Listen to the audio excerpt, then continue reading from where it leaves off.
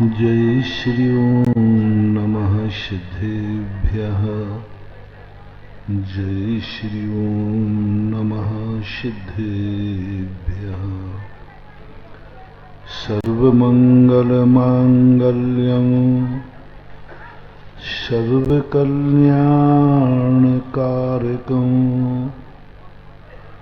प्रधानं सर्वधर्माणां जैनं जयतु शासनं। जैनं जयतु शासनं। पंच परमेष्टि भगवान के आचार्य श्री गुरुवर कुंद कुंद महाराज के आचार्य श्री गुरुवर विद्या सागर महाराज की। बोलिए परम पूज्य जगत कुल निरापक श्रवण मुनि पुंगव श्री सुधा सागर जी महाराज की। परम पूज्य सागर जी महाराज की। समस्त आचार्य संघ की। वस्तु में दो प्रकार की शक्तियां हैं। एक अस्तित्ववान शक्ति, एक वस्तुत्वमान शक्ति। अस्तित्व और वस्तुत्व के माध्यम से वस्तु स्वयं अपने स्वरूप में कायम रहती है। जब वस्तु को वस्तु के स्वरूप में से देखते हैं तो कोई भी वस्तु कभी गलत नहीं होती, क्योंकि वो अपने स्वरूप में स्थित है। स्वचतुष्टय की अपेक्षा से वस्तु अस्ति है और वो है, और वस्तुत्व गुण के माध्यम से कभी अपने स्वरूप को नहीं खोती है। जो वस्तु अपने स्वरूप में स्थित है उसे हम गलत कैसे कह सकते हैं? वह अपने आप में जब देखें तो बहुत सही है। सर्प के पास जहर है, हम कहते हैं कि गलत है, लेकिन सर्प से पूछो वो कहता जहर ही मेरी सुरक्षा है, जहर ही मेरी जिंदगी है। सर्प चाहता है कि मैं जहरीला रहूं,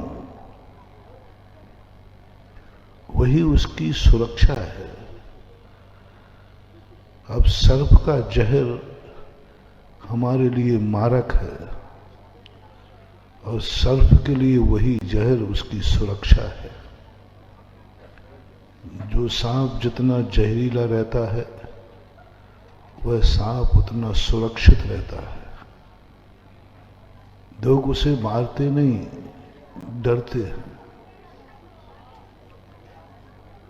ऐसे ही सर्प के समान दुनिया की हर वस्तु स्वचतुष्टय की अपेक्षा अस्तित्व और वस्तुत्व गुणों से सदा संपन्न रहती है। किसी भी वस्तु को आप बुरा कहने के अधिकारी नहीं हैं, क्योंकि वस्तु कहती है मैं हूं ना, मेरा स्वरूप है। आप अच्छे और बुरे के निर्णायक कौन होते हैं? किसने दिया है तुम्हें अधिकार कि तुम दुनिया को कहो कि ये अच्छी व्यक्ति है, ये वस्तु अच्छी है, ये वस्तु बुरी है? मैं जैसा हूं वैसा ही मैं ठीक हूं। तुम्हें किसने अधिकार दिया कि सांप का जहर बुरा होता है? जहर मेरा है, मैंने उत्पन्न किया है, मेरी दाढ़ों में भरा है, वह मेरा है। एक नाली का कीड़ा कहता है कौन कहते हो तुम, कौन हो मुझे गंदा कहने वाले? मुझे यही नाली अच्छी लगती है। नाली का सूख जाना मुझे बुरा लगता है, गंदगी न रहना मुझे बुरा लगता है। गंदा होना ही मेरी जिंदगी है। कौन कहते हो कि मैं गंदा हूं? तुम्हें क्या अधिकार है कहने का? कीड़ा कहता है नाली का, तुम कहते हो नाली गंदी है, मैं तो कहता हूं नाली अच्छी है। थोड़ा कीड़े के स्वचतुष्टय की तरफ देखो। हम कहते हैं कि गंदगी अच्छी नहीं है। वो एक श्वान की बात बताई थी ना एक दिन कहीं हमने, कि एक श्वान को कहा गया कि स्वर्ग में बहुत अच्छा है, चलो स्वर्ग चलते हैं। बोले स्वर्ग में क्या क्या है? वहां इतना वैभव है, सुगंधित है, बाग बगीचे, बहुत सारा वैभव स्वर्ग में जो होता है वो सबको मालूम। वो कुत्ता सुनते सुनते कोट कर रहा था। उस देवता से कहा उस श्वान ने कि हे देवराज, तुमने सब कुछ तो बता दिया, पहले बताओ स्वर्ग में नाली है कि नहीं है?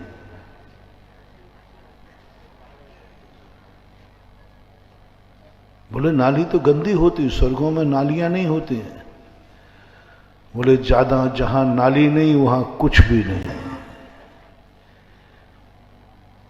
अब देवता कहता है इसको कैसे ले जाऊं? ये कहता है नाली नहीं तो वो काय का स्वर्ग है? कुछ नहीं है, सब दुख का कारण है। अब देवता स्वर्गों में नाली कर नहीं सकता और श्वान स्वर्ग नाली के बिना जा नहीं सकता, क्योंकि श्वान को मालूम है कि नाली से अच्छी कोई चीज होती ही नहीं है। श्वान सदा नाली में बैठा हुआ पाया जाता है और स्वर्गों में नाली है नहीं। देवता समझा समझा के थक गया, लेकिन वो कहता है साहब पसंद अपनी अपनी, ख्याल अपने अपने। ये आपकी पसंद है कि नाली गंदी है, मेरी पसंद है कि नाली से अच्छी दुनिया होती ही नहीं है। क्या अधिकार है हमें नाली को गंदा कहने का? क्या अधिकार है किसी पापी को पापी कहने का? एक डाकू को हम डाकू कैसे कहें? वो कहता है डाका बहुत बुरा है। डाकू कहता मेरे से पूछो, जब डाके डालने में हम सफल होते हैं हम कितने खुश होते हैं। डाकू की एक दुनिया है, डाकू की दुनिया को हम साधु की दृष्टि से देखेंगे, समष्टि नहीं बैठेंगे। हम यही कर रहे हैं, डाकू की दुनिया को हम साधु की दृष्टि से देख रहे हैं और साधु की दुनिया को हम डाकू की दृष्टि से देख रहे हैं। कभी हम सत्य का निर्णय नहीं कर पाएंगे। डाकू की एक दुनिया है, आतंकवादी की एक दुनिया है। हम अपनी दृष्टि से आतंकवादी को बुरा कहते हैं, लेकिन जब एक आतंकवादी सफल होता है, जश्न मनाता है, हम रोते हैं, हम तबाह हो जाते, हम बर्बाद हो जाते हैं। हर घर में सिसकी होती है, आंख में आंसू होते हैं, पूरा देश, शासन प्रशासन सब परेशान होते हैं। लेकिन जो आतंकवादी होता है वो जश्न मनाता है। जितनी बड़ी तबाही वो कर सकेगा उतनी वो खुश होगा। अब वो तबाही अच्छी है या बुरी? वो तबाही अच्छी है बुरी? यदि बुरी है तो तबाही मचाने वाला खुशी क्यों मना रहा है? यदि वो बुरी है तो, और यदि अच्छी है तो दुनिया क्यों विषाद को प्राप्त हो रही है कि सब कुछ बर्बाद हो गया? तबाही अच्छी है ना, तो या तो सब खुशी मनाओ या सब रोना करो। लेकिन कोई रो रहा है, कोई हंस रहा है, कोई जश्न मना रहा है, कोई मातम मना रहा है। अब दुनिया को हम किस दृष्टि से देखें? इस दुनिया को मैं किस दृष्टि से देखूं? यदि एक आतंकवादी की दृष्टि से देखते हैं तो जश्न है, और एक साधु की दृष्टि से देखते हैं तो मातम है। दृष्टियां दोनों हैं, सृष्टि में दोनों रहते हैं। दोनों इस सृष्टि के महापूत हैं, दोनों इसी माटी पर पले हैं, दोनों ने यही प्रकृति का पानी पिया है, दोनों के शरीर में हाड़ मांस है, दोनों मानव है, और प्रकृति एक मां है। अब वो कहते हैं मैं क्या करूं, मेरा स्वरूप ही ऐसा है। मैंने जग की अजब तस्वीर देखी, एक हंसता है 10 रोते हैं। एक हंसता है, हंसने वाला भी है। जहां 10 रो रहे हैं वहां एक हंसेगा। तो कहता मजा आ गया। कितने लोग हैं दुनिया में जिनकी कोई खुशी नहीं है, जिनका कोई आनंद नहीं है, दूसरे दुखी हों यही उनका आनंद है। उनका स्वयं का आनंद है ही नहीं। आत्मघाती जो जस्ते होते ना, आतंकवादी, इनका स्वयं का कोई आनंद नहीं होता, बस ये दूसरों को दुखी देखना ही इनका आनंद है। दूसरे को मरते देखना ही आनंद है, दूसरे को बर्बाद होते ही देखना आनंद है। आनंद है, खुशी होती है। कि अभी कुछ समय पहले आपके बुंदेलखंड में एक कनपटी मार व्यक्ति आया था। कनपटी मार, यहां एक छोटी सी हथौड़ी मारता था, कई लोगों को मार दिया। उससे लूटता नहीं था, कुछ भी नहीं लूटता था, कुछ भी लूटता नहीं था, गलत कार्य करता नहीं था, कुछ नहीं। बस पकड़ने के बाद उससे कहा गया भाई क्यों मारते थे? बोले जब मरते हुए देखने में हमें आनंद आता है। जब वो मरता है, तड़पता है, बस एक खुशी के लिए। मरता हुआ देखकर मुझे आनंद आता है, और कुछ भी नहीं, उसको कोई लेना देना नहीं था। बहुत अच्छे घर का व्यक्ति था, धन दौलत की कमी नहीं थी, लेकिन बस एक बीमारी उसको हो गई है। तो ऐसे ही जब संसार को संसार की दृष्टि से देखते हैं तो कल जो हमने कहा था, कुछ भी बुरा नजर नहीं आता। स्वचतुष्टय जैन दर्शन का सबसे बड़ा एक धर्म बताया। ये धर्म तो बात के है, ये व्यक्तिगत धर्म है। जो धर्म अपन कर रहे हैं ये व्यक्तिगत धर्म है। एक धर्म है, पूज्यवर कार्तिकेय स्वामी ने कहा, बत्थु सहावो धम्मो। और वस्तु स्वभाव का धर्म है कि तुम अपनी दृष्टि से मत देखो, तुम देखो उसकी दृष्टि से। यदि एक डाकू को डाका बुरा लगता तो वो डाका क्यों डालता? एक जेब कट वाले को जेब कट पाप लगता तो वो जेब क्यों काटता? एक मांसाहारी को हिंसा पाप लगती तो मांसाहार क्यों करता? एक सुसाइड करने वाले को सुसाइड बुरी लगती तो वो सुसाइड क्यों करता? सुसाइड करने वाला भी करता है अच्छे के लिए, वो अच्छा मानता है, वो अच्छा मानता है। जेब काटता है अच्छे के लिए, वो काटता है अच्छा, बड़ा खुश होता है, आज मैं सफल हो गया। तो जब इस दृष्टि से देखते हैं तो हमारे अंदर से घृणा खत्म हो जाती है, द्वेष खत्म हो जाता है। जब हम हर वस्तु को ऐसा देखें इसका स्वचतुष्ट है, पापी पाप नहीं करेगा तो क्या पुण्य करेगा? ये कौन है? बोले पापी है, तो पाप करेगा। पापी है तो पाप करेगा, पाप नहीं करेगा तो पापी कैसे कहलाएगा? एक दादाजी ने कहा बालक से,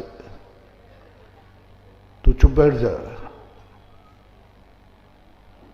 बंदर के समान उछल कूद कर रहा है।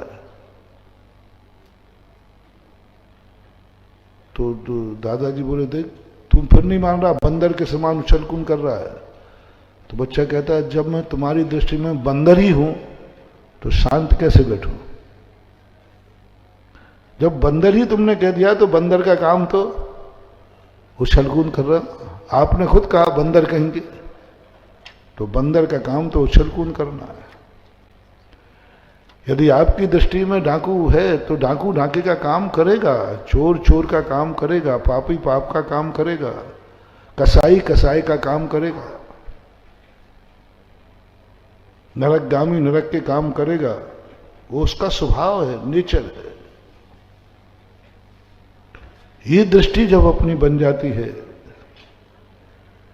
तो हमारी दृष्टि में सब कुछ, द्वेष की, घृणा की, सब कुछ खत्म हो जाता। और जैसे ही द्वेष खत्म होता है, पहले हमें द्वेष को जीतना है, राग को नहीं। राग जल्दी नहीं जीता जाएगा, राग अंत तक रहता है। सबसे पहले हमें द्वेष जीतना है। इसलिए आप लोगों ने देखा होगा कि हर व्यक्ति पहले क्रोध मिटाना चाहता है, मान और माया नहीं। आज तक किसी व्यक्ति ने ये नहीं कहा या किसी माँ ने ये नहीं कहा कि मेरा बेटा बहुत राग करता है। आज तक किसी ने नहीं कहा मेरा बेटा मुझे बहुत चाहता है। किसी ने नहीं कहा महाराज जी इसको रोको, ये मुझे बहुत चाहता है। परिवार में कोई व्यक्ति तुम्हें चाहता है तो क्या तुम्हें बुरा लगता है? बोलो ना। नहीं लगा, अच्छा लगता है। कोई भी नहीं, किसी को जो किसी जिसको ज्यादा चाहता है ना उसको बुरा नहीं लगता, उसको अच्छा लगता है, ये मुझे चाहता है। कोई आज तक कहना नहीं आया कि महाराज जी इनको समझाओ, ये व्यक्ति मुझसे बहुत राग करता है, मुझे चाहता है, मेरे बिना खाता नहीं, मेरे बिना सोता नहीं, मेरे बिना कहीं जाता नहीं, बहुत चाहता है। किसी ने आज तक ये शिकायत मेरे सामने नहीं की, लेकिन आए दिन ये शिकायत आती, महाराज जी इसको समझाओ, ये गुस्सा बहुत करता है, लोभ बहुत करता है, ऐसा नहीं कहा। ये बहुत कमाता है, ऐसा नहीं कहा। ये कहा ये द्वेष बहुत करता है, गुस्सा बहुत करता है, हर व्यक्ति से घृणा करता है। तो पकड़ में आ गया। फिर मैंने शास्त्रों में सोचा कि पहले राग द्वेष किया जाए या द्वेष को दूर किया जाए। क्रम क्या बना है? दोनों एक साथ तो जा नहीं सकते। पर मैंने सिद्धांत ग्रंथों को पढ़ा कि सिद्धांत ग्रंथों का क्या सिद्धांत है। पहले राग भाव कम करें कि द्वेष भाव कम करें? आपके अनुभव से पूछ रहा हूं। एक व्यक्ति आपसे द्वेष करता है, घृणा करता है, और एक व्यक्ति आपसे राग करता है, तो आप किसको मिटाने का भाव करेंगे? द्वेष को, घृणा को। स्वयं भी महाराज मुझे बहुत गुस्सा आता है, तुम्हारे परिवार के लोग कहेंगे इसको बहुत गुस्सा आता है। और सिद्धांत शास्त्रों ने कहा कि पहले द्वेष को जीतो, क्रोध को जीतो, राग जल्दी नहीं जीता जाएगा, क्योंकि राग बहुत मीठा है। राग स्वयं को भी अच्छा लगता है, परिवार को भी अच्छा लगता है, जो देखते हैं उनको भी अच्छा लगता है, यहां तक कि तुम दोनों भाइयों में प्रेम देखकर साधु को भी अच्छा लगता है। बड़ा प्रेम है ना? हम लोगों को भी अच्छा। एक माँ बेटे में बहुत राग हो तो बोलो मैं क्या कहूंगा? क्यों तू इतना राग क्यों कर? द्वेष करूं फिर क्या? नहीं, अच्छा है, माँ बेटे में प्रेम है। दोनों मियाँ बीवी में प्रेम है, क्या करूं? अच्छा कहूं कि बुरा? अरे बहुत अच्छा है, दोनों में प्रेम है। दो भाइयों में प्रेम है, अच्छा है। नैतिकता की दृष्टि से साधु भी अच्छा ही कहेगा, बहुत अच्छा है। आपके परिवार में आपसे एक दूसरे से प्रेम है, इसलिए उसे जल्दी मत मिटाओ। जो गुरु की दृष्टि में बुरा नहीं है, नैतिक दृष्टि में बुरा नहीं है, आपके परिवार को भी बुरा नहीं लग रहा है, आपको भी बुरा नहीं लग रहा है। द्वेष, क्रोध सबको बुरा लग रहा है। स्वयं को भी ग्लानि हो रही कि मुझे गुस्सा बहुत आता है। परिवार को भी ग्लानि हो रही और तुम्हें क्रोधी हो देख करके महाराज भी कहेंगे अरे भाई इतना गुस्सा क्यों करता है। जो सब दृष्टि से बुरा है पहले इसको जीतो। इसको जीतने का एक ही तरीका, अपनी दृष्टि से दुनिया को देखोगे आपके अंदर क्रोध बढ़ता जाएगा, द्वेष बढ़ता जाएगा। बेटे को यदि आप अपनी दृष्टि से देखोगे तो आपको बहुत गुस्सा आएगा, क्योंकि वो आपके अनुसार काम नहीं कर पाएगा।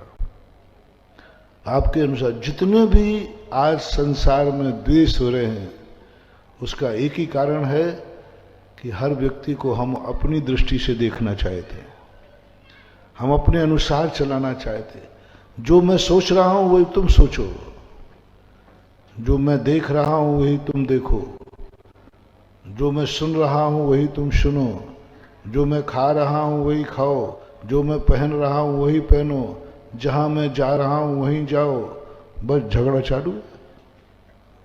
सामने वाला कह देगा मैं तुम्हारा कोई गुलाम नहीं हूं जो तुम्हारे अनुसार चलो, मेरी भी कोई जिंदगी है, मेरी भी कोई प्राइवेसी है। हाँ,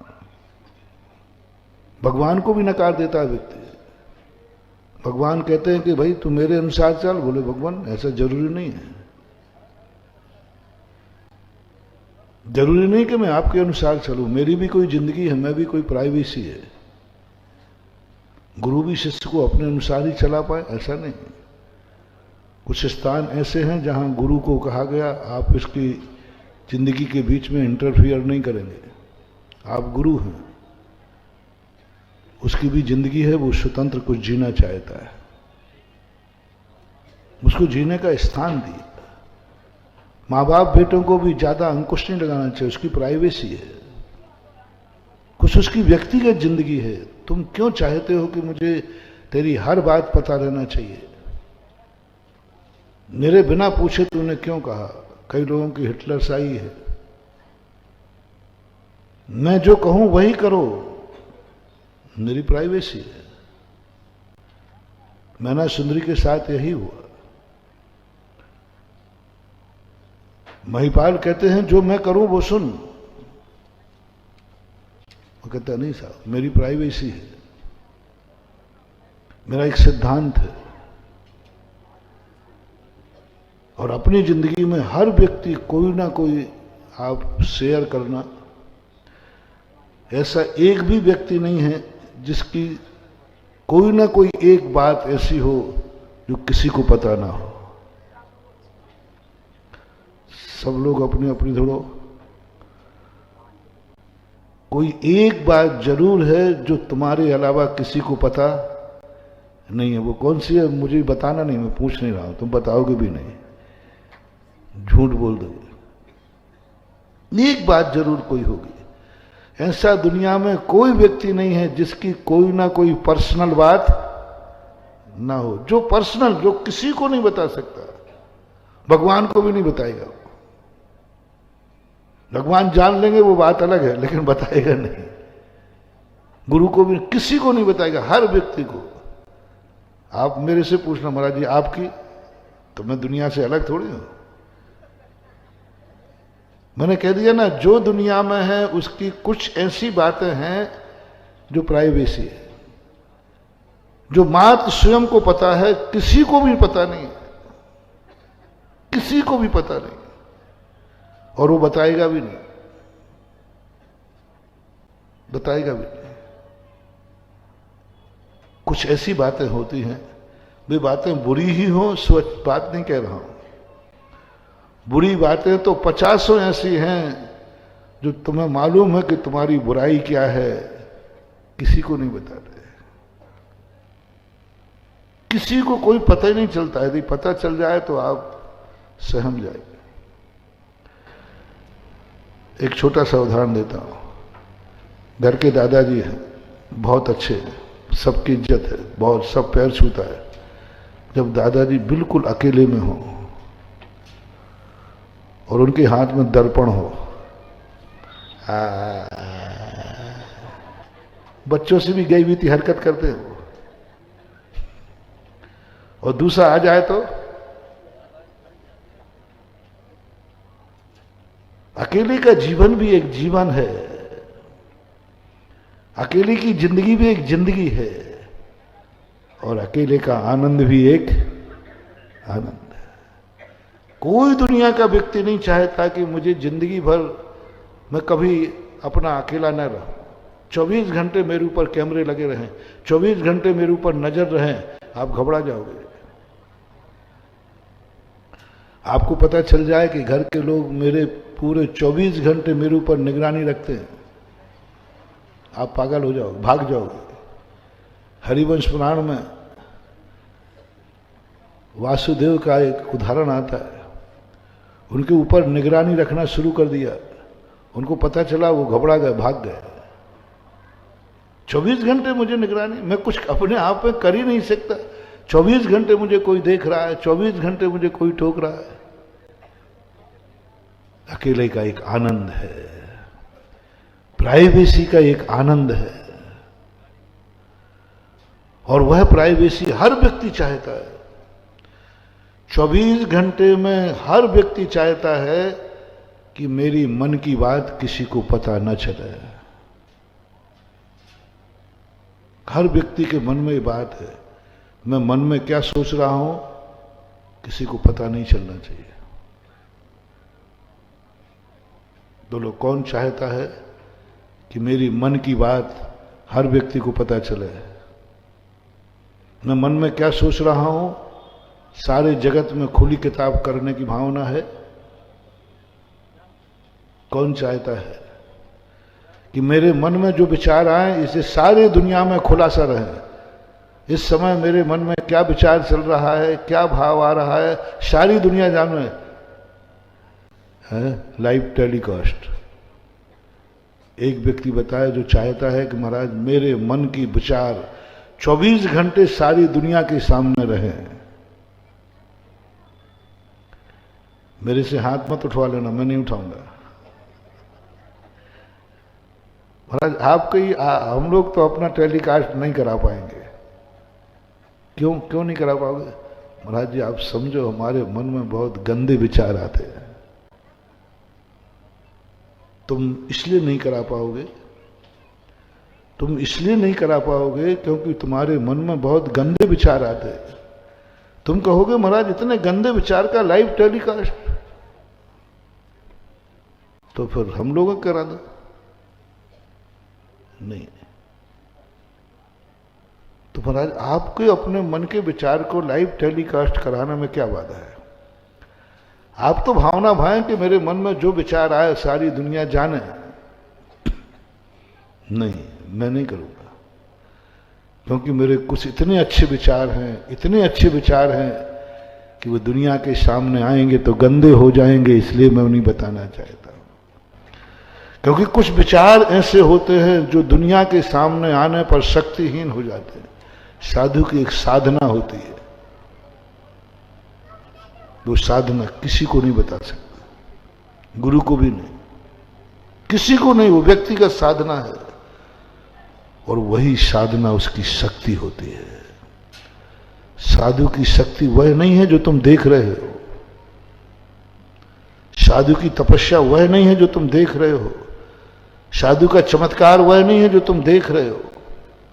तुम जो देख रहे हो ये तो कुछ भी नहीं है, जीरो, इससे कुछ नहीं होने वाला। ये तो सबके पास होता है,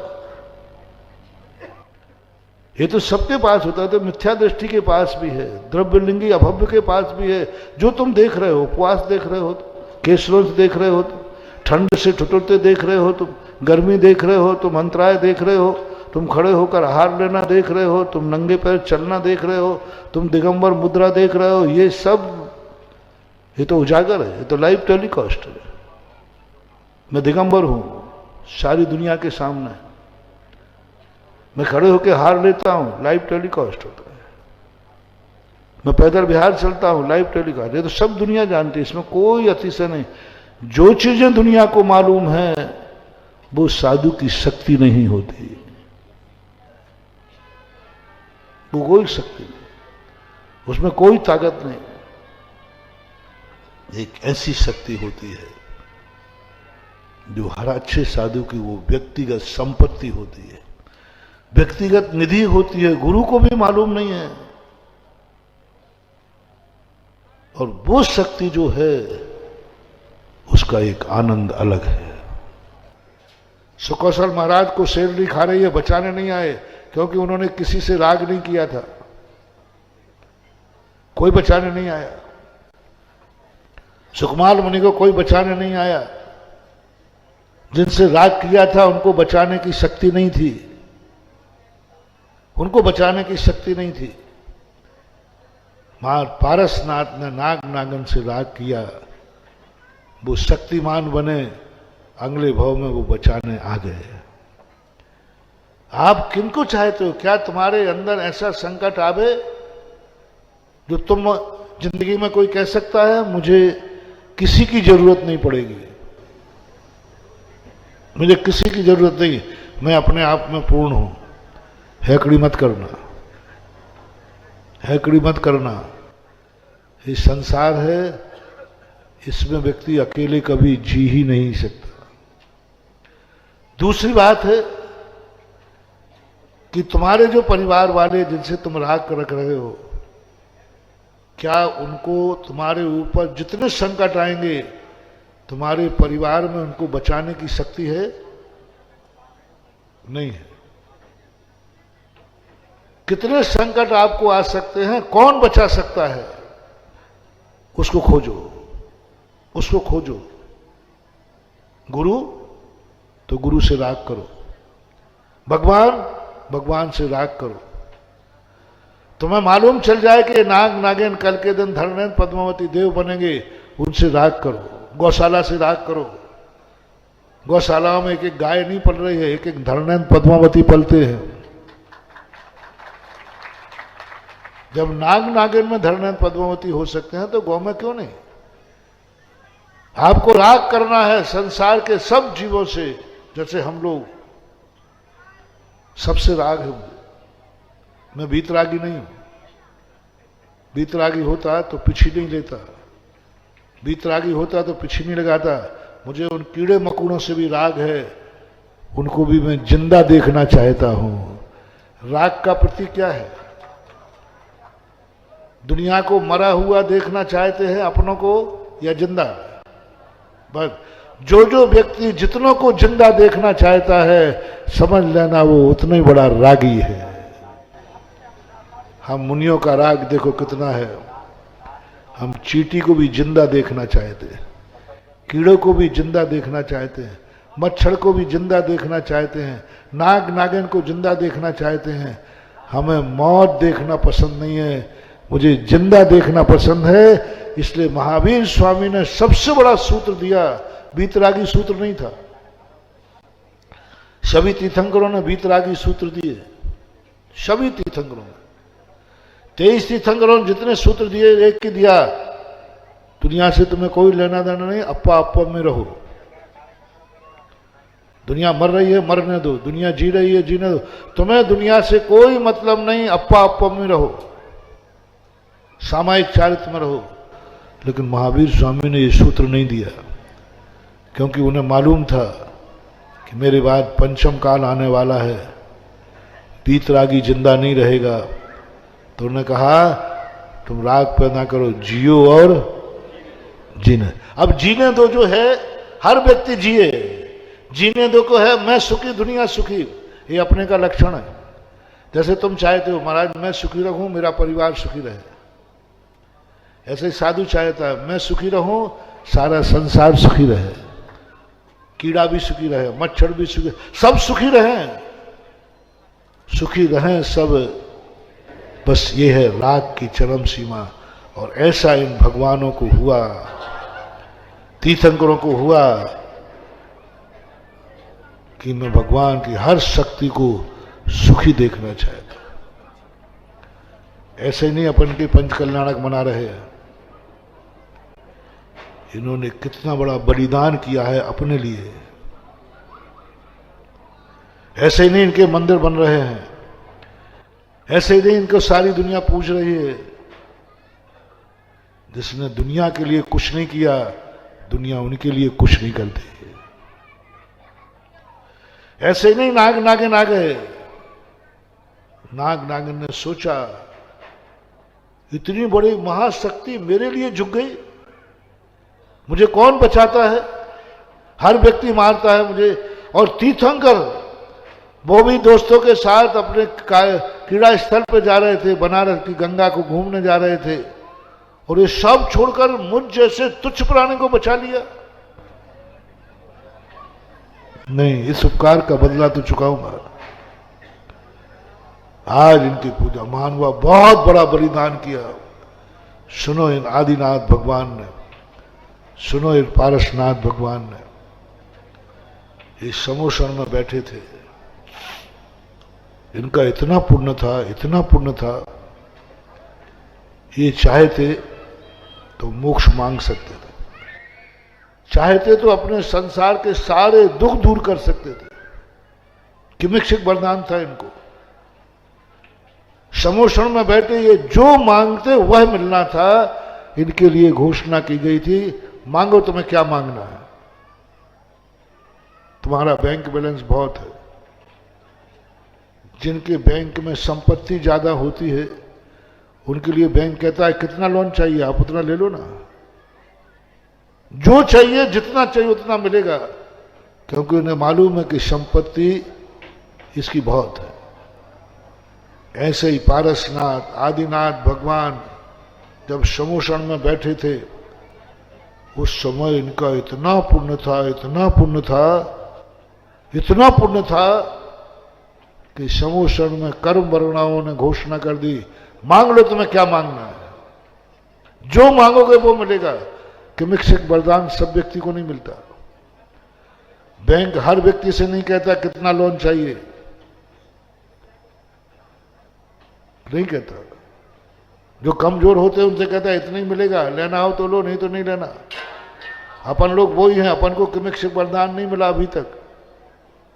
अपन को पहले कह दिया है इतना मिलेगा तुम्हें, इससे ज्यादा नहीं। पारसनाथ 24 महानुभाव ऐसे बैठे थे समोषण में, इनका इतना पुण्य था, अपरंपार महानुभाव, ये जो मांगते तो मिलता। मांग लो क्या मांगना है। यदि तुमसे कहा जाए मांग लो क्या मांगना है, कल नहीं परसों जन्म कल्याण, परसों है कि कल है? ऐसा करो, आज लिस्ट बना लेना, परसों जो मांगोगे वो मिलेगा। भगवान के जन्म कल्याणक पर भंडारे खुले रहेंगे। आज घर में मीटिंग कर लेना। कोई चीज छूट जाए तो रिश्तेदारों को फोन करके पूछ लेना, क्या लंबी लिस्ट आएगी। कल्पना करो कि आज कहा जाए तुम्हें जो मांगना है मांग लो। महाराज जी आज नहीं, कल का मौका दो। क्यों? महाराज लिस्ट तो बनाना पड़ेगी, एक चीज भूल गए तो। बड़ी मुश्किल से बांसी वालों को मौका मिला है ये कहने का कि महाराज कह रहे हैं मांग लो बांसी वाले, हम तुमसे बहुत खुश हैं। यदि ये घोषणा कर दी जाए कि महाराज बांसी वालों से बहुत खुश हैं, अब तो मैं देखता हूं कि लिस्ट में शायद कागज कम नहीं पड़ जाए बांसी में। अरे कम मिलता है किमिक्षिक वरदान। ओहो, धन्य है वे महान आत्माएं। मांग लो जो मांगना है। मोक्ष मांग लेते, केवल ज्ञान मांग लेते, 3 लोक का राज्य मान लेते, सौधर्म का पद मान लेते, चक्रवर्ती पद मान, सब बिना कोरे कागज पर दस्तखत थे। लिखना है तुम्हें क्या मांगना है। कुछ नहीं मांगा अपने लिए, कुछ नहीं मांगा अपने लिए। मांगना तो पड़ेगा, मांगना तो पड़ेगा तुम्हें। मैं कुछ नहीं मांगना चाहता हूं। क्या मांगा? हनुमान जी से रामचंद्र जी कहते, रामचंद्र जी मैंने सबको सब कुछ दे दिया, तुझे मैं क्या दूं? कोई भी वस्तु सोचता हूं छोटी नजर आती। मांग ले तू, मांगना क्या है? हनुमान के मुझे कुछ नहीं चाहिए, तुझे मेरी सौगंध नहीं मांगा तो। हनुमान जी कहते हैं प्रभु देखो सौगंध मत चढ़ाओ, ऐसा मांगूंगा कि तुम दे भी नहीं पाओगे। मैं नहीं दे पाऊंगा। क्या मांगेगा? प्राण मांगेगा? तेरे लिए वो भी दे दूंगा। अयोध्या का राज्य मांगेगा? बोले प्रभु जितना तुम सोच रहे हो ना वो सब नहीं मांगूंगा, ऐसा मांगूंगा कि आपको भी। मांग क्या मांगना है? जो मांगेगा, हनुमान के लिए रामचंद्र जी ने कहा था जो तू मांगेगा वो मिलेगा। अब कुछ भी मांग सकते। तुम लोग होते तो क्या क्या मांग लेते। हनुमान जी खड़े होके, वचन पक्का है? मैं वचन का झूठा हूं? आप तो पहले कहो कि जो मांगूंगा वो दूंगा। हनुमान जी उठे, रामचंद्र जी के दोनों चरण कहते हैं इन पदों पर, इन चरणों पर सदा मेरा अधिकार बना रहे। क्या मांग लिया? कुछ नहीं चाहिए, ये मांगना। जैन तीर्थंकर तो इससे और एक कदम आगे निकले। समोषण में जब बैठे थे बोले मांग ले, क्या मांगना है? बोले मुझे कुछ नहीं मांगना। बोले मांगना तो पड़ेगा, किमिक्षिक वरदान दिया जा रहा है, मांगना तो पड़ेगा। क्या मांगा इन आत्माओं ने? बोले बस मैं एक ही चीज, देना ही चाहे तो एक ही चीज चाहिए मुझे। दे पाओगे? दे पाओगे? समोषण कल्पवृक्ष है। बोले तू यहां कह रहा दे पाएंगे? यहां तो जो मांगोगे सब मिल पाएगा। दे पाओगे? लो मैं मांगता हूं, तैयार। भगवान की तरफ देख करके भाव करते हैं मैं सारे जगत को सुखी देखना चाहता हूं। समोषण कांप गया, इंद्र के आसन कांप गए। आपने कहा मांगो, मैंने मांग लिया। संसार को सुखी देखना चाहता हूं, बस एक ही बात। एक मिनट को सन्नाटा छा गया। ये कैसे संभव है? हमने पहले ही कहा था मुझसे मत मंगवाओ। अरे मैंने तो सोचा कि तू अपने लिए कुछ मांगेगा। नहीं, मैं संसार की किसी भी आंख में आंसू नहीं देखना चाहता। मैं हर आंगन, हर चेहरे पर मुस्कान देखना चाहता हूं। हर आंगन हरा भरा देखना चाहता हूं। यही मेरी इच्छा है। बस सारे ब्रह्मांड की जितनी भी शक्तियां थी वे सब एकत्रित होकर के उसी समय इनको तीर्थंकर प्रकृति का बंध हो जाता है। वो आता ना, यही शांत राग रुचि भी परमाणु विश्वम निर्मापितस्त्र भुवनैक तावंत एव खलु ते प्रणवा पृथिव्याम यत्ते समानमपरम नहीं रूपमस्ति। सारे ब्रह्मांड की शक्तियां कहती मैंने आज तक ऐसा व्यक्ति नहीं देखा जो मांगा तो क्या मांगा, सारे जगत को सुखी करने की मांग। ये मांग इनकी आज भी है। इसलिए आज अपनी मांग में ताकत नहीं है। अपन कहे महाराज मुझे ही सुखी कर दो भगवान, वो नहीं हो पाएगा, इतना पुण्य कहां है। इसलिए अपन भगवान के सामने जाते हैं, क्योंकि एकमात्र ऐसी आत्मा है, ये आदिनाथ, ये पारसनाथ, जिन्होंने हमारे सुखी होने की भावना मांगी थी, हमारे आंसू पहुंचने की भावना मांगी थी, हमारे घर में मंगल गान करने की भावना भाई थी, हमारे जीवन को जीवन दान देने की भावना भाई थी। बस वो परिणाम है कि जनता ने कहा ओह उसने अपने लिए कुछ नहीं मांगा, अपने लिए कुछ नहीं मांगा, जो मांगा जगत के लिए मांगा।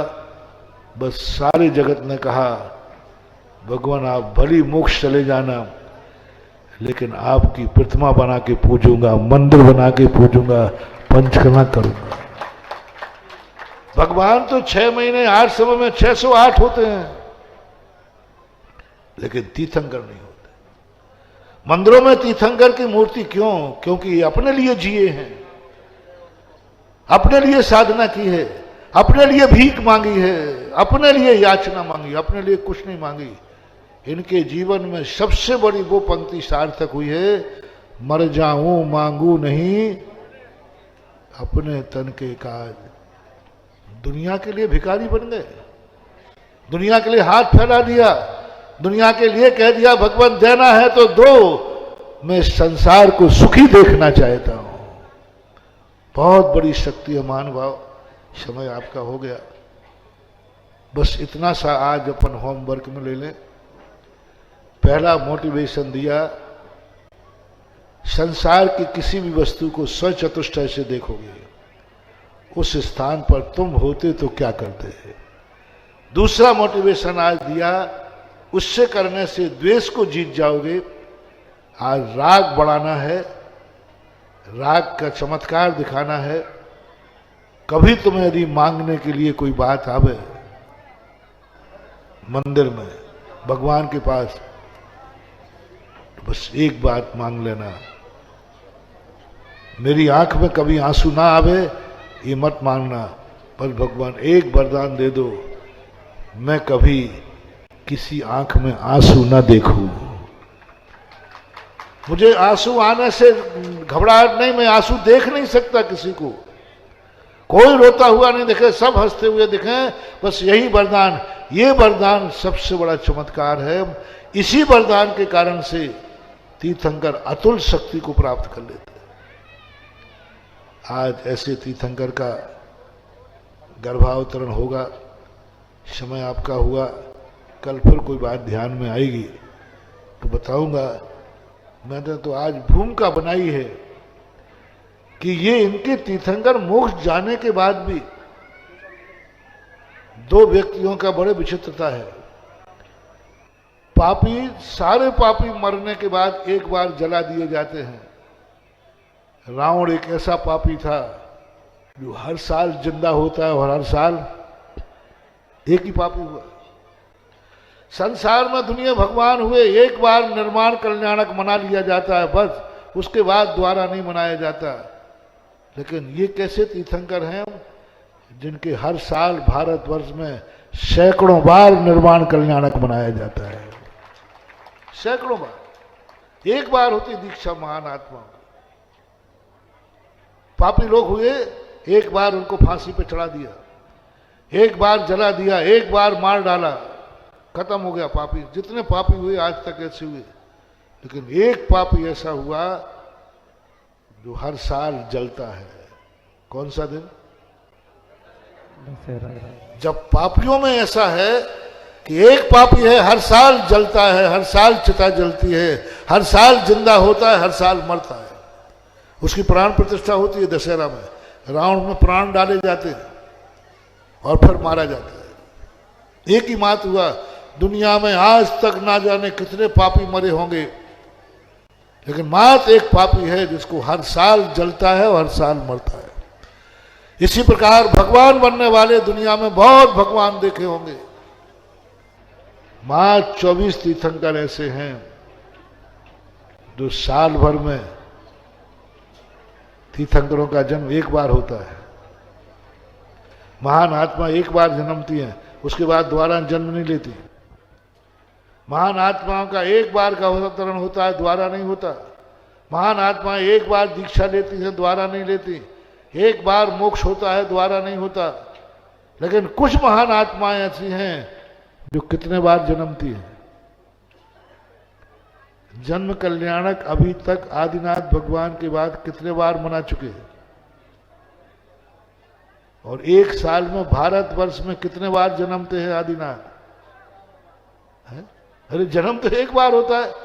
आदिनाथ भगवान 24 तीर्थंकर पूरे भारतवर्ष में कितने बार जन्मते हैं? साल भर के 50 मान लो, 100 मान ले, 100 बार जन्मते हैं। और कब से जन्म रहे हैं? क्या ऐसे भी महान आत्मा है जो हर साल जन्मते हैं और साल में 10 स्थानों पर जन्मते हैं, हर साल गर्भावतरण। अरे भाई हद होती है। एक आत्मा एक ही बार गर्भ में आती है। समझ में नहीं आया। कितने गर्भ कल्याणक? 50 गर्भ कल्याणक तो मैं ही देख चुका इनके। मैंने कि भगवान ये तमाशा क्या, आपको तो शौक हो गया गर्भ में आने का। बोले बेटा मुझे शौक नहीं हुआ है, इन माताओं को शौक हो गया है मुझे गर्भ में बुलाने का।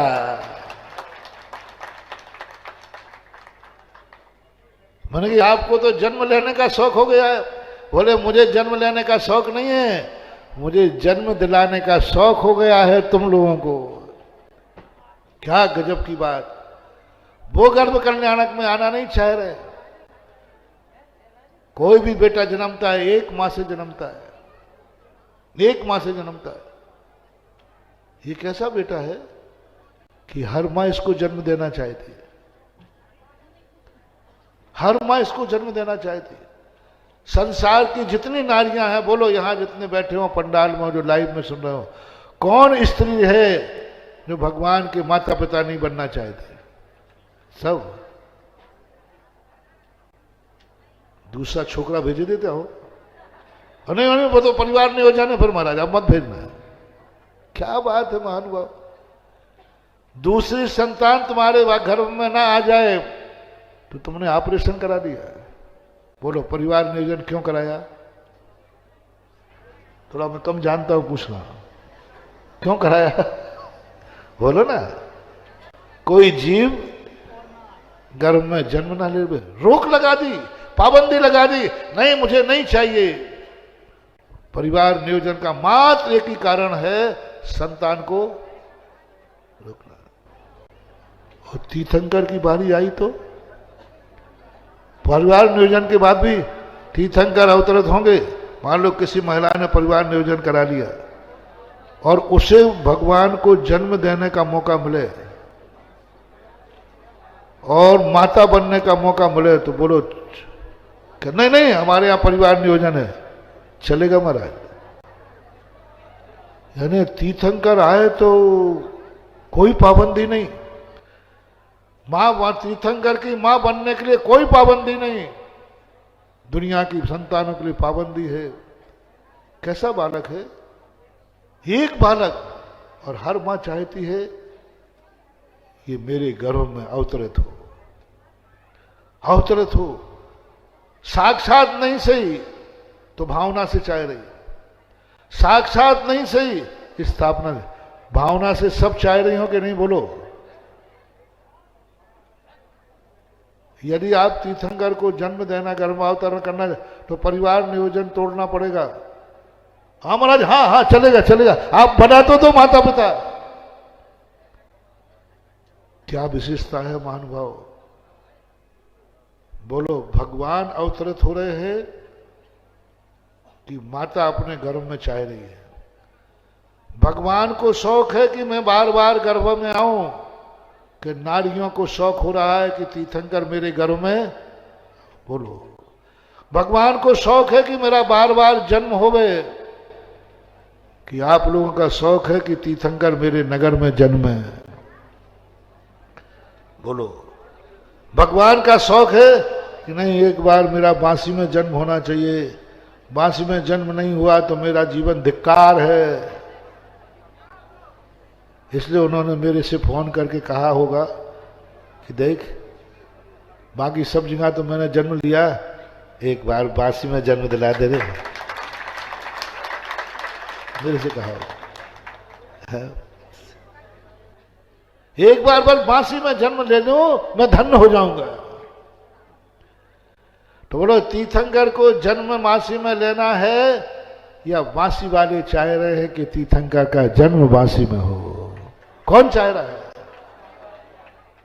कौन चाह रहा? बांसी वाले। सारी दुनिया, पूरा आर्या खंड चाह रहा है कि मेरी भूमि पर तीर्थंकर का जन्म हो। तीर्थंकर का मेरे कोई शौक नहीं है जन्म लेने का। तुम्हें लोग बार बार जन्म लेते, मैंने एक बार लिया था, लेकिन तुम लोग प्रतिमा के बहाने, स्थापना के बहाने हमें बार बार जन्म दिलाते हो, बार बार बालक बनाते हो और फिर बाद में दीक्षा दिलाते हो। और मैं थोड़ी देर शांति से नहीं बैठ पाता हूं और दूसरे पंचकर्णक फिर आ जाता है। अरे भाई मैं कितने बार घर में आऊं? अभी ये पंचकर्णक समाप्त नहीं हो पाएगा और शायद एक आध 2-4 दिन बाद दूसरी जगह कहीं आ जाएगा। अब फिर भगवान कहाँ आएंगे? मान लो यहां पंचकर्णक हो रहा है, आज अपन गर्भ कल्याणक बना रहे, तो 2-4 दिन बाद कहीं और हो सकता है कि नहीं? तो भगवान कहेंगे मैं क्या करूं? अभी 2 महीना बाद फिर ललितपुर में घर में आएंगे, यही आदिनाथ, फिर और कहीं आएंगे। क्या है आकर्षण? बस ये मुझे आज बताना था। ऐसा क्या है इस विकात्मा का व्यक्तित्व कि हर व्यक्ति कहता है नहीं तुम तो बार बार जन्म लेते रहो, बार बार मेरे यहां गर्भावतरण करते रहो, बार बार हमें मां बनने का मौका देते रहो, बार बार हमें पिता बनने का मौका देते रहो, बार बार हम भरत बाहुबली बनते रहे, बस आपके संबंध जुड़ा रहे। मैंने सोचा ऐसा क्यों? तो पता चला कि इन्होंने अपने जीवन में एक ऐसा बलिदान किया था कि इन्होंने मांगा था तो अपने लिए कुछ नहीं मांगा, सारे जगत के लिए सुख मांगा।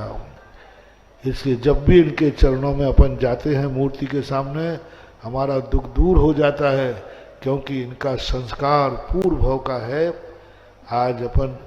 आज गर्भ कल्याणक उनका मना रहे हैं, जिनके गर्भ हो चुके हैं, फिर भी हमारा मन नहीं भरा, फिर भी हम संतुष्ट नहीं हुए। पापी पाप से संतुष्ट नहीं होता, धर्मात्मा धर्म से संतुष्ट नहीं होता, पापी पापियों की संगति से संतुष्ट नहीं होता, धर्मात्मा धर्मात्मा की संगति से धर्म नहीं होता। आज अपना यही सौभाग्य है कि हे भगवान, मैं तुम्हें भली मोक्ष चले गए तो चले गए, लेकिन मैं भावना से बुलाऊंगा, पाषाण में बुलाऊंगा, लेकिन आपके पंच कल्याणक जरूर मैंने वो नहीं देखे हैं। आपके जब साक्षात पंच कल्याणक थे वो मैंने नहीं देखे हैं, लेकिन मैं स्थापना करके बांसी में पंचकणक मनाऊंगा, लेकिन पंच कल्याणक देख के मरूंगा, पंच कल्याणक करके मरूंगा। वो सौधर्म तो मरने के बाद मिलता है। मैं खुद अपने घर का सौधर्मंद बनूंगा। कुबेर, माता पिता, यज्ञ, ये सब महानुभाव समय आने पर फिर बताऊंगा। महावीर भगवान की जय।